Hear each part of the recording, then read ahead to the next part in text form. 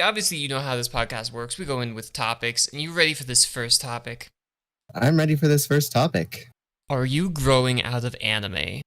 I feel like I'm growing out of anime, but, new animes that are coming out, banking on nostalgia, making me want to come back into it. More and more as I watch anime, the more I feel like this is immature and not smart storytelling, but there's just some animes I come across where I'm like, this is genius. This is really smart, and I'm glad this is getting made, Mostly what I'm looking for in current animes are either just like a stupid comedy anime or something that has a uniqueness about it. But I'm just not seeing that in current animes. Yeah, when you've seen like your fifth anime where it's a 14-year-old boy who's just so happened to develop superpowers and have a dick that has a magnetic pull on the female people for like the fifth time, you get kind of tired of anime in a sense. I don't know, like, I don't know if I'm growing out of anime. I'm not growing out of it as an art style, definitely. I love the anime art style. Well, there's a lot more than just anime drawing. It's not like, oh yeah, this is the anime art style. Avatar is an anime. They just don't have any edge anymore, which sounds like I'm a 14-year-old being, oh, the world's so dark. I'm really tired of seeing stuff about My Hero Academia, Demon Slayer, just all that stuff. I want to see other stuff.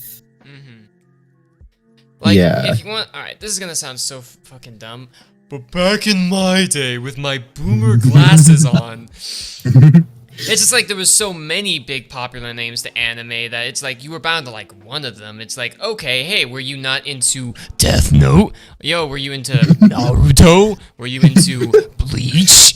Were you into, yeah, it was. Alright, let's move on to our next question, a much more serious topic. Do you have the confidence to pull down your pants when you approach a urinal? Okay. I want to say yes. My body wants me to say yes. But I don't think I could pull that off. I don't have the right ass muscles. I feel like the reason I do it most is if I was like in a bathroom with a ton of friends, not in a bad way, not in the way this sounds like. But if I was in the bathroom with like a group of friends and just the guy came in to pee, I just go and do that just to freak him out. There is a certain appeal almost to being a weird group of friends who kind of freak other people out, right? And I can tell you, no one's ever gonna know how you guys really hang out. And I say this because everyone has had this experience where they've just like seen something weird happen and they just remember it really well because everyone else was acting like it was normal, right? Yeah. Had this experience where was walking in Seattle, like no sane man ever should, just had gotten out of a comedy show. And as I walked, I stepped on a burger that was in the middle of the ground and it made me like slide a solid foot because of its cheese being so immense. And I'm like, what happened? And then two people on Segways like were strolling by and they went, they're just laughing at me. And I'm like, what the fuck happened? I think the part that sells that story is they were on Segways too. That's what made it weird for me too. Why are they on Segways? Does having there be news networks for internet drama, like Keemstar and Scarce, legitimize how internet celebrities are becoming as popular as real celebrities? Or is it just fucking annoying? I think it's just fucking annoying. It is a tightrope with like internet drama. It's like, it's so tempting to just get really caught up in it. Just stay there because it's just a constant hive mind of info and like rumors getting tossed around left and right, and there's drama and emotion and everything, and it's like a really good stage play that is constantly having more characters enter and leave left, right, and center, and it's kind of fucking beautiful, but it can also just get great on your nerves after a while.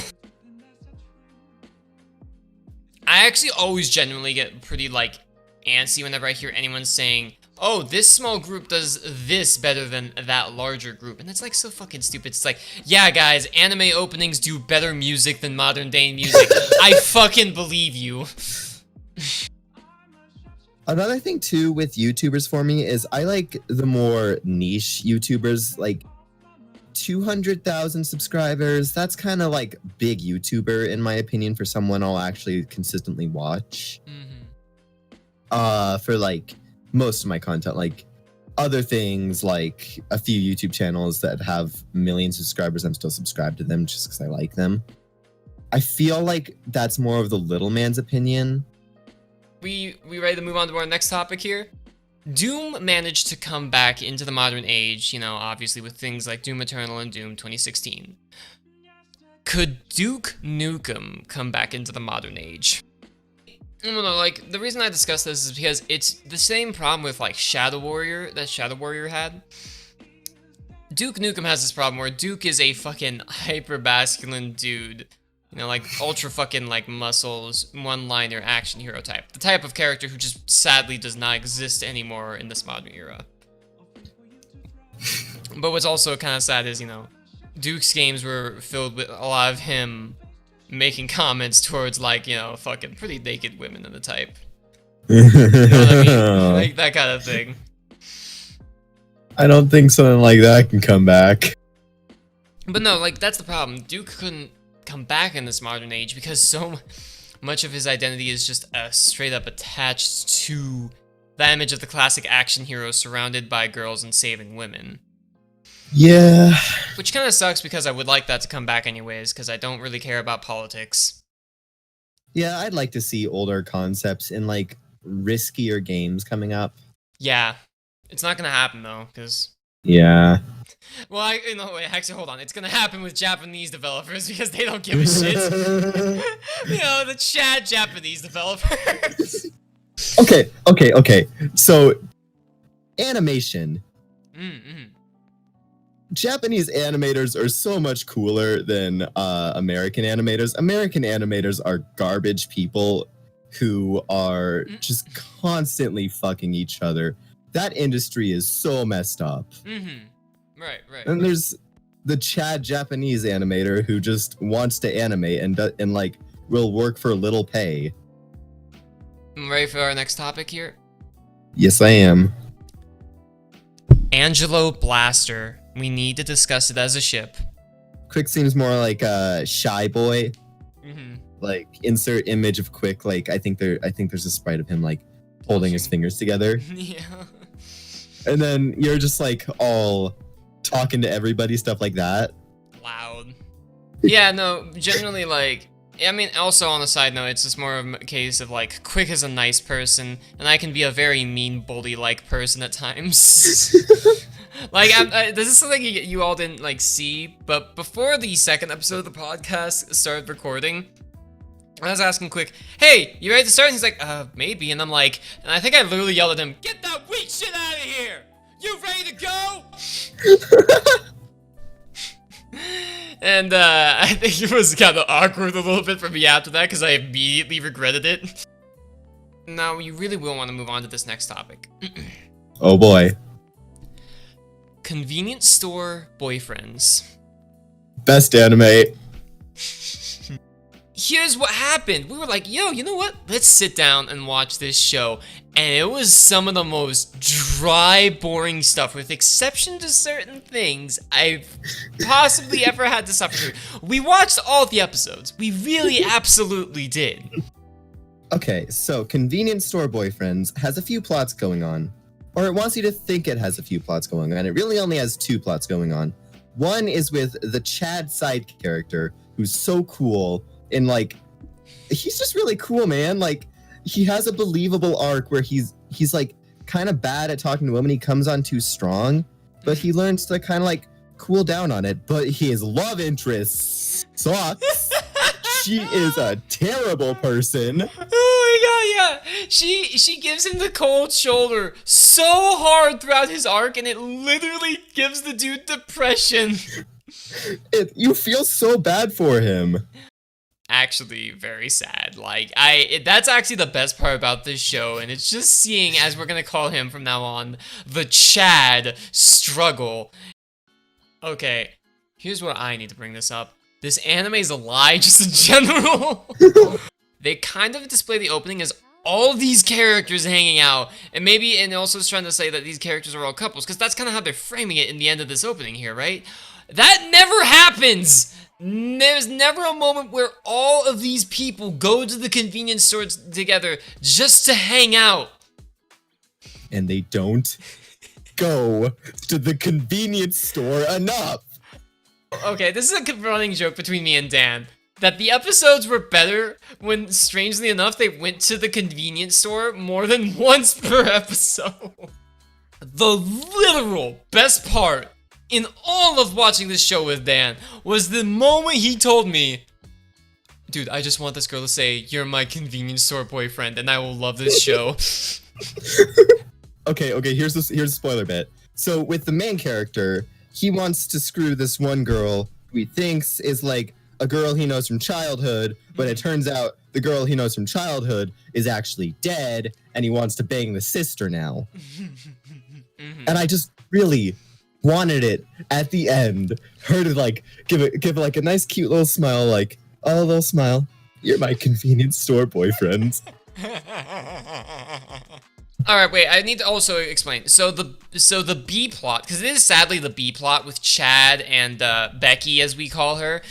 That's the B plot. The A plot is way worse. And we have the names for these two as Simp and E-Girl. The Simp and E-Girl barely talk! They really barely talk. All of their development happens off screen. And the show tries to do this weird thing where each episode is a month. So just imagining how slow this relationship is building up. In the B plot, Becky is cold shouldering Chad for like around 5 months. Oh my god! I admire this guy. I admire. Wait, I forgot. I never thought about it like that. Holy shit, that's so much more, that makes it so much more depressing. Oh my god. I admire his tenacity there. Like, he really wants that coochie. Here's the thing. I wanted to say one last thing. We could literally, by the way, talk about this for fucking an hour, and maybe we'll do that. Maybe we'll have a one-off episode where we do just that. But for now, I need to say this. Okay. The greatest moment in while we were watching all of this was when there was a panning shot next to the convenience store, and I just said to Dan, I feel like they're about to hard cut to hentai. Because here's the thing. Doesn't it strangely seem like in that show you could hide a giant ass hentai orgy scene and then nothing would change because it's like, who's gonna watch Convenience Store Boyfriends? Like, they put all of their animation budget into that one, like, maybe 30-second long scene. No one would notice. Yes. No one. Now, you know what I almost want to think, actually? What? I have to wonder if, like, maybe Convenience Store Boyfriends is actually just some high-level money laundering scheme that was going on. Like, hey, guys, we need to clear our budget by the end of the year, or else we'll lose our benefits. We need to do it. No, doesn't it totally seem like it might be that? Okay, final topic. I think we should completely introduce ourselves. We've never officially done it. Okay. So, I'm gonna probably start out here, and I'll probably do it for Quick too, because he's not here. I kind of wrote this topic with him in mind of being here, but you know, he had things to do. Introducing ourselves in episode 3. I like it. So hello there. I am Angelo. I am also known as Slow Dancer. But everyone likes to call me Angel or Jacob. You can do whatever you want. I would be the person who technically hosts the Teknopathetic podcast, and I feel very lucky every day to actually get to do it with my friends. To introduce Quick to all of you, Quick is a friend I've had for quite a few years. I won't reveal his real name. It starts with a D, though. Quick is a great guy. He's very nice. He's a little quiet. He's a little shy. He's kind of your antisocial nerd. He's nothing like the Chad me. That's a lie. The big point here I can get across to you is that Quick is a very great guy. He's incredible. He can do a lot of things that I will never be able to manage to do. And I'm always impressed by a lot of the things, that he pulls off, in a sense. All right, me now? Yeah! I am the one known as Dan J. I used to be the legendary hero who conquered worlds, Danny the Scoop, but I had to seal that power away because it was too strong. I just like memes. I like Bakugan. I like Beyblade. I like Yu-Gi-Oh. Oh my god! No, we should have introduced ourselves kind of like how a 5-year-old does. Just talk about the things we like. It's like, and I really like Avatar and comic books.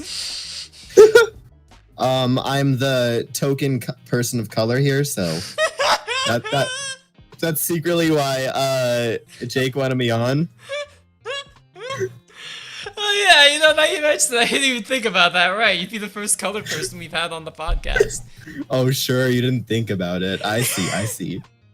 That brings us about to the end of the podcast. Do you have anything you actually want to discuss real fast that you just want to throw out there?